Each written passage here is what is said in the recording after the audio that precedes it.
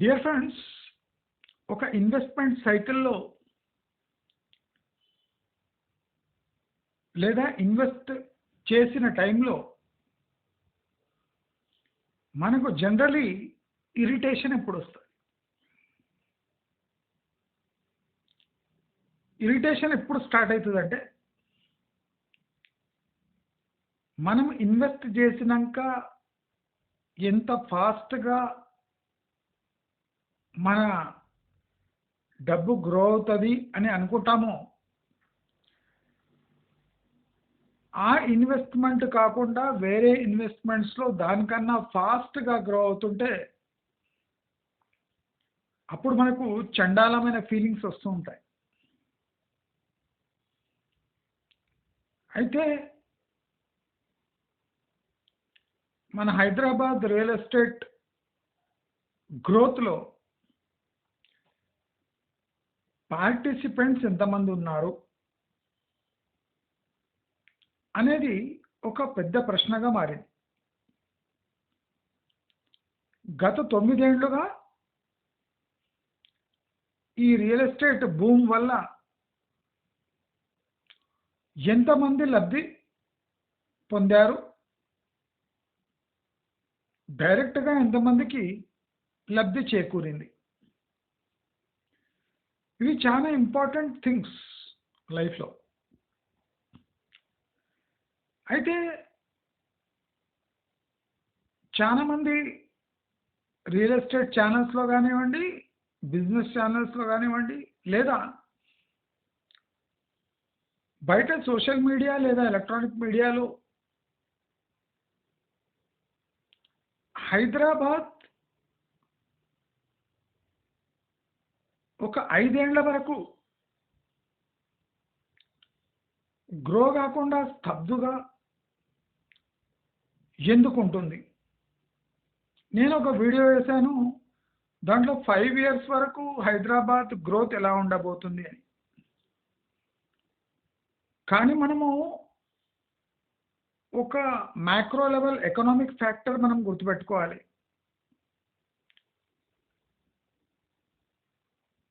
That economics of a state does not solely depend on industrialization or job market, but it also depends on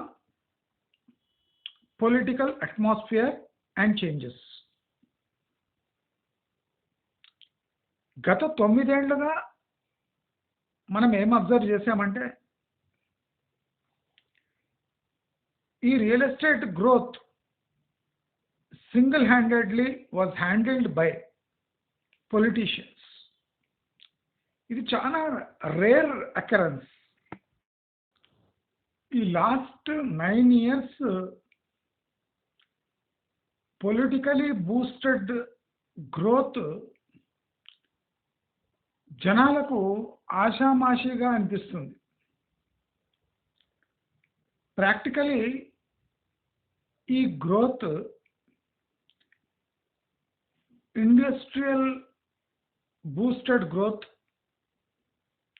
లేదా IT based industrial వల్ల growth లేదా agriculture economy ఎంత బాగుందంటే దానివల్ల ఈ స్టేట్లో భూములకు డిమాండ్ పెరిగి గ్రోత్ వచ్చిందంటే అదొక విషయం.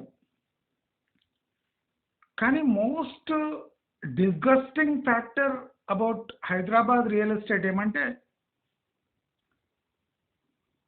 This growth was artificially induced growth.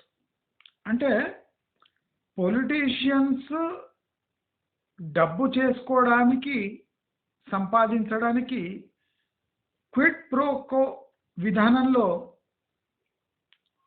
తాము ప్లాన్ చేసుకొని ఒక చోట వేలాది ఎకరాలు, అంటే కన్సార్షియం ఫామ్ అయ్యి, అంటే ఒక గ్రూప్ లాగా ఫామ్ అయ్యి వేలాది ఎకరాలు అక్కడ సైలెంట్గా థర్డ్ పార్టీ దగ్గర కొనేసి, త్రూ థర్డ్ పార్టీస్ కొనేసి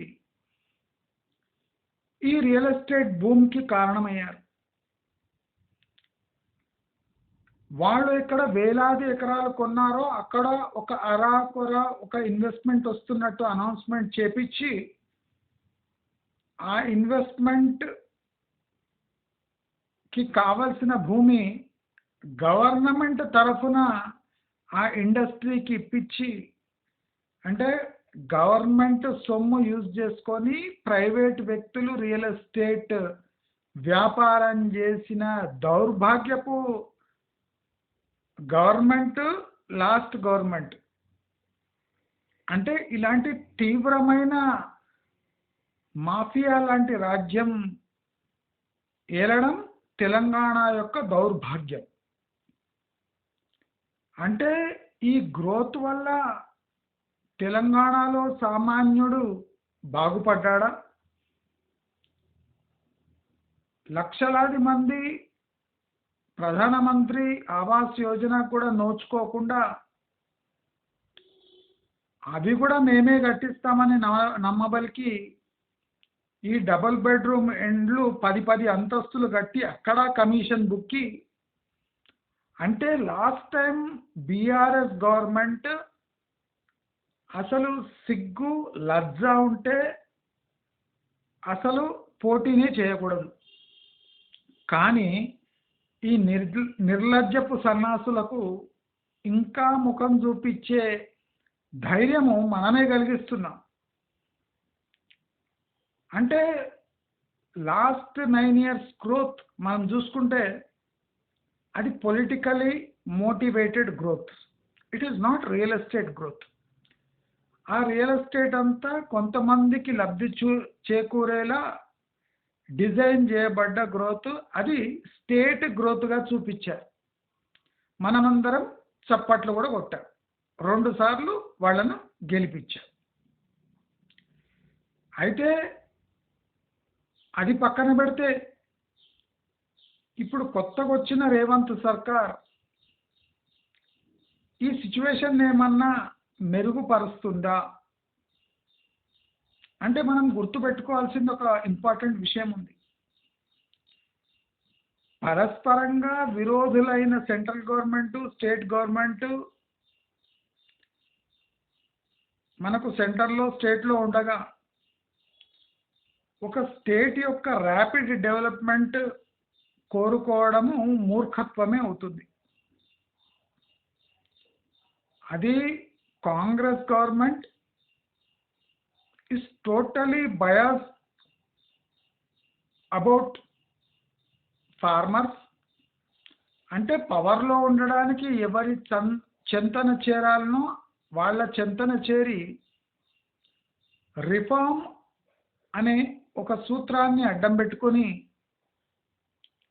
అదిగాక రిఫార్మ్ ఒక చోట ఉంటే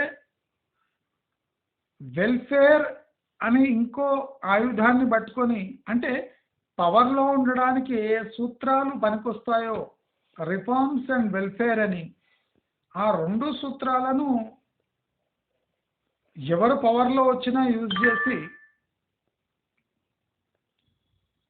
ఈ స్టేట్ని ఎక్స్‌ప్లాయిట్ చేస్తున్నారు.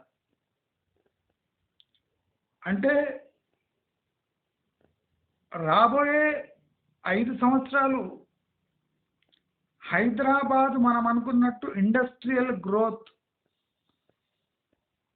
ఎందుకు సస్టైన్ కాదు.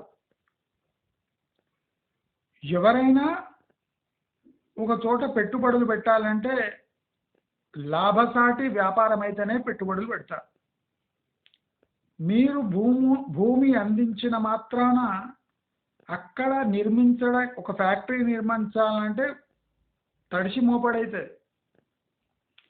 ఇంత ఖర్చు పెట్టుకొని అక్కడ లోకల్ కన్జంప్షన్ లేకుండా అక్కడ ప్రొడ్యూస్ చేసిన గూడ్స్ దేశంలో వేరే చోట అమ్మాలి అంటే ఖర్చుతో కూడుకున్న పని.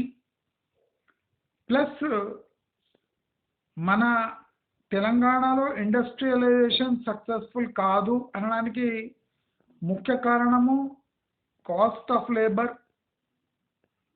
అంటే ఎవరు రోజుకు 400 రూపాయల కన్నా తక్కువ పని చేయడానికి రెడీగా లేరు. కానీ దేశమంతటా ఈ పరిస్థితి లేదు. వేరే రాష్ట్రాల్లో సుమారు 6,000 పే చేసిన నెలంతా పనిచేసే వెసులుబాటు ఆ రాష్ట్రాల్లో కలుగుతుంది. సో మన రాష్ట్రంలో 12 నుంచి 15,000 మినిమం పే ఇచ్చి ఏ ఇండస్ట్రీ సర్వైవ్ కాలేదు, except some industries like pharmaceutical. దాంట్లో మ్యాన్ పవర్ రిక్వైర్మెంట్ చాలా తక్కువ ఉంటుంది, అన్ని మెషిన్స్ చేస్తాయి.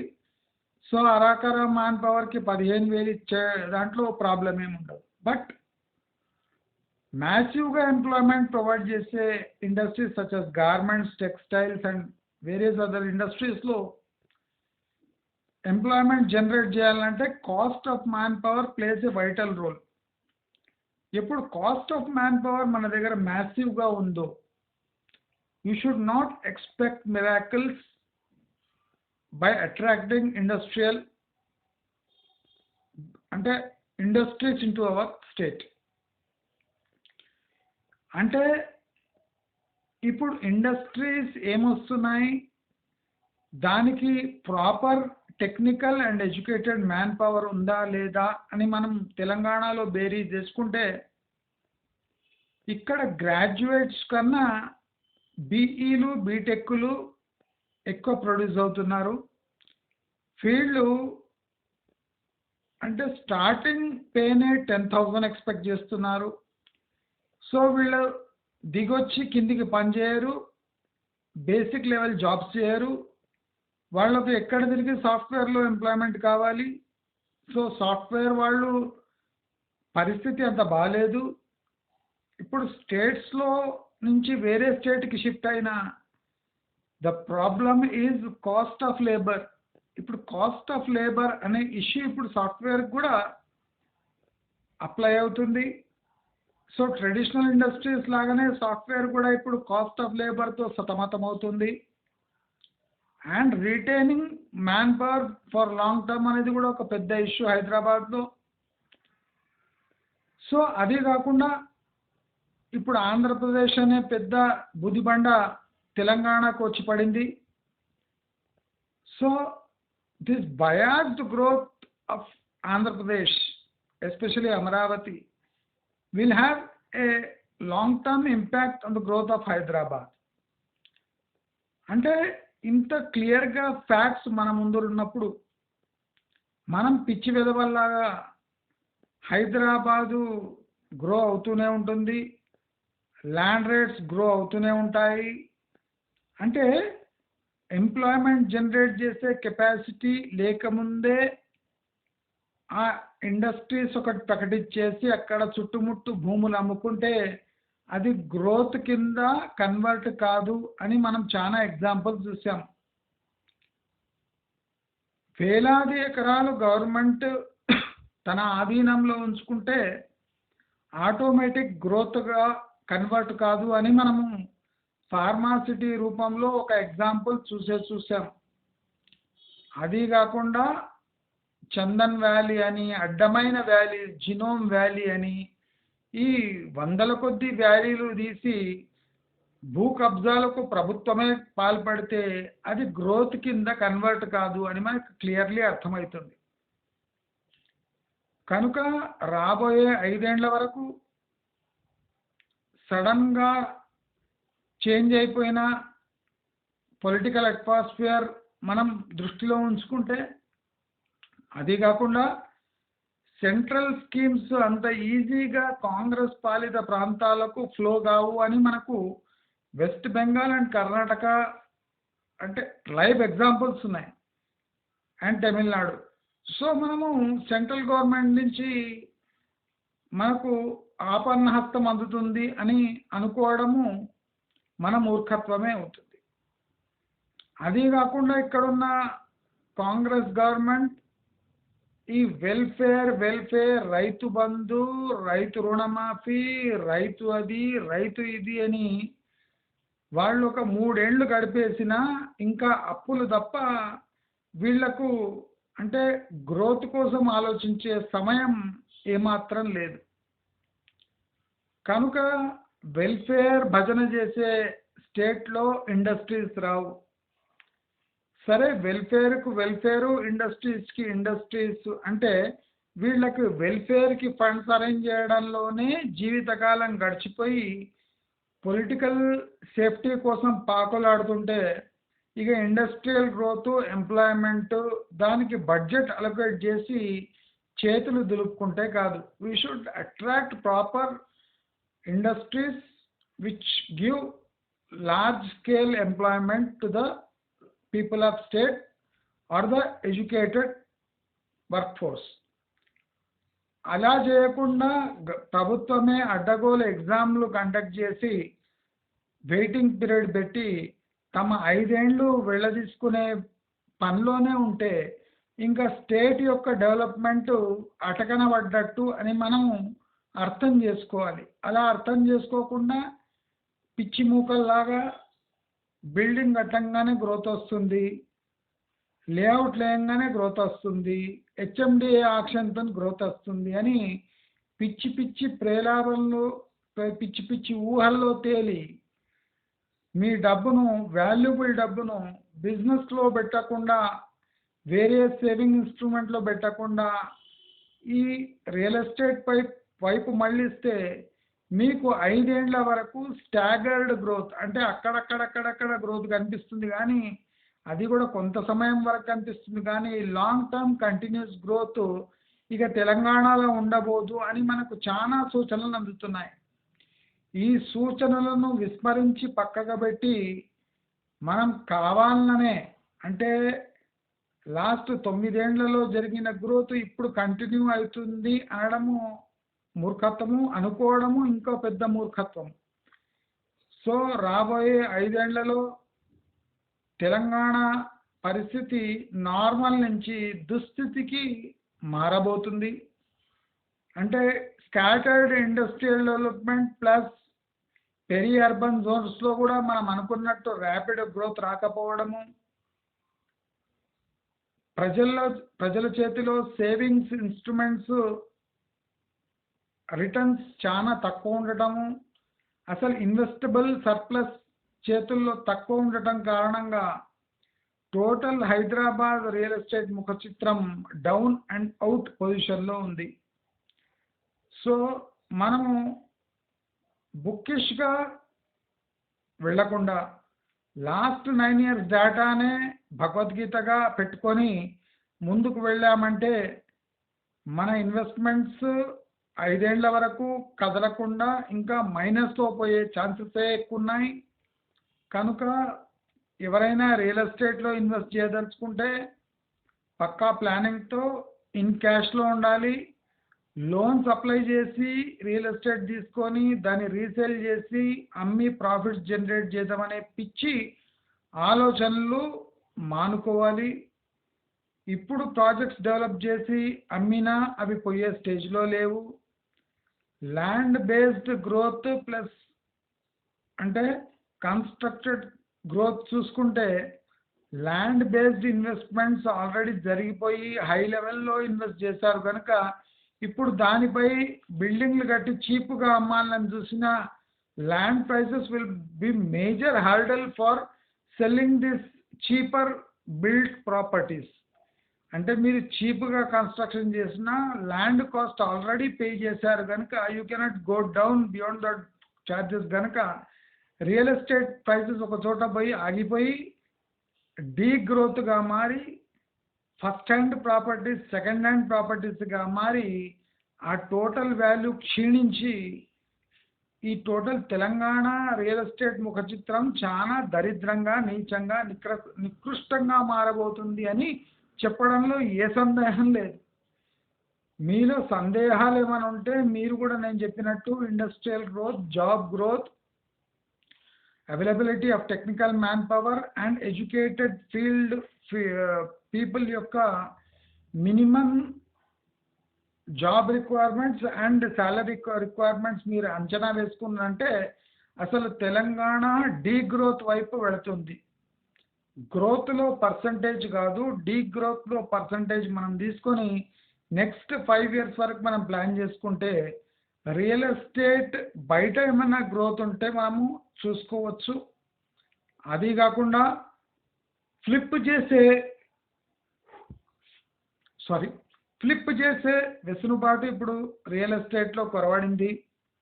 ఫ్లిప్ చేసే ఛాన్సెస్ మనకు ఆంధ్ర వైపు కనిపిస్తుంది కానీ కర్ణాటక వైపు హైదరాబాద్ వైపు మనకు ఈ అవకాశాలు చాలా తక్కువైపోయి దుర్భరమైన పరిస్థితిలో ఇప్పుడు తెలంగాణ మరియు హైదరాబాద్ రియల్ ఎస్టేట్ ఉంది అని చెప్పి రియల్ ఎస్టేట్ డౌన్ కావడానికి సర్కారు కారణము కావచ్చు, కానీ పాత సర్కారు ఇచ్చిన ఓవర్ హైప్కు ఆ గ్రోత్ సస్టైన్ చేయలేక అప్పుల పాలైన సర్కారు ఇప్పుడు గ్రోత్ గురించి ఆలోచించే సమయం కన్నా ఈ వెల్ఫేర్ కోసం ఫండ్స్ ఎట్లా అరేంజ్ చేయాలి అనే చింతన ఎక్కువ ఉంటుంది. ఈ చింత వల్ల హైదరాబాద్ కాకుండా యావత్ తెలంగాణ రియల్ ఎస్టేట్ ఇక 5 ఏళ్ల వరకు పెరగదు అని ఈ కొత్తగా జరిగిన పరిణామాలతో మనము అంచనా వేసుకోవచ్చు. కనుక ఎవరైనా రియల్ ఎస్టేట్లో ఇన్వెస్ట్ చేసేది ఉంటే క్విక్ అంటే చాలా డిస్కౌంట్లో ఉన్న ప్రాపర్టీస్ మీద కన్నేసించండి, అగ్రికల్చర్ ల్యాండ్స్ మీద కన్నేసించండి. రీజనల్ రింగ్ రోడ్ లోపల ఇప్పుడు 18 లక్షలు పెట్టడం పెద్ద గగనంగా మారింది. సో ఓఆర్ఆర్ ఆర్ఆర్ఆర్ మధ్యలో 18 lakhs to 14 lakhs మధ్యలో 1 yearలో దిగి రావచ్చు. సో తొందరపడి కొనకండి. సో లేఅవుట్స్ డెవలప్ చేసి అమ్మే పిచ్చి ఆలోచనలు మానుకొని agriculture based slow growth or plots based rapid growth మనము ఒక 5 years తర్వాతే చూడొచ్చు అని మీ అందరికీ తెలియజేసుకుంటూ, మీకు మరిన్ని ఇంట్రెస్టింగ్ వీడియోస్ కావాలంటే మంచి మార్గం ఛానల్ చూస్తూ ఉండండి. నా ఛానల్ హెల్ప్ చేయాలనుకుంటే మీరు అంటే నా ఛానల్ కోసం ఏదైనా హెల్ప్ చేయాలనుకుంటే నా అకౌంట్ నంబర్ కమెంట్ బాక్స్లో ఇస్తాను. మీ వంతు సహాయం మీరు తప్పక చేస్తారని ఆశిస్తూ నమస్కారం.